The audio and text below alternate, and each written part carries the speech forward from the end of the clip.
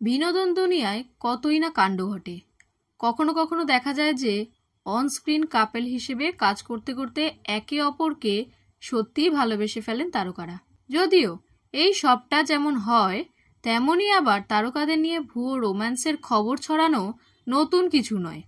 এখানেই শেষ নয়, মাঝে মাঝে ফেসবুক বা ইউটিউবের ভিডিওর চক্করেও তারকাদের নিয়ে ছড়িয়ে পড়ে নানান গসিপ।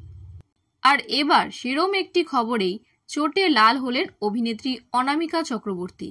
অনামিকাকে শেষ দেখা গিয়েছে মিঠিঝোড়া ধারাবাহিকে। আজকাল ব্লগিংয়েও মন দিয়েছেন তিনি।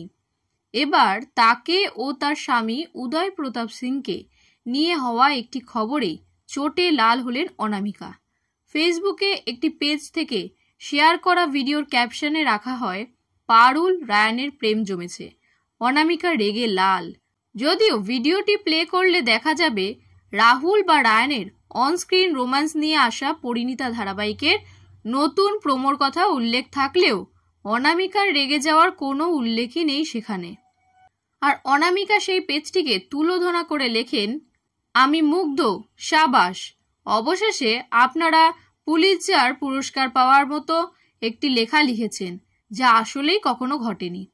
আপনারা আমার কথা ভেবে সাংবাদিকতা করছেন, এতেই আমি খুশি। যদি আপনারা আমার বিয়েতে এতটাই আগ্রহী থাকেন তাহলে তো ম্যাচ মেকিংয়ে কেরিয়ার গড়ার কথা ভাবা উচিত ছিল, অথবা সত্যিকারের সংবাদ দেওয়ার চেষ্টা না চালিয়ে এভাবেই নিজের অনুষ্ঠানের প্রচার চালিয়ে যাও।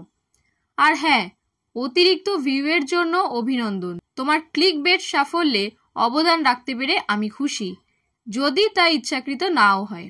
বিনামূল্যে প্রচার উপভোগ করো। 2023 সালের জুন মাসে আইনি মতে বিয়ে করেন অনামিকা ও উদয়। 2.5 বছরেরও বেশি সময় ধরে প্রেম করছিলেন দুজনে। প্রসঙ্গত, এর আগেও অনামিকাকে আক্ষেপ করতে দেখা গেছে তার মোটা চেহারার জন্য কাজ পাচ্ছেন না বলে।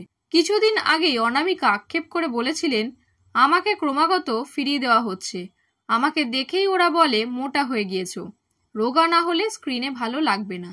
কারণ ওরা এটাই বিশ্বাস করতে চায় যে রোগা মানেই সে সুন্দর, রোগা না হলে অভিনেত্রী হওয়া যায় না।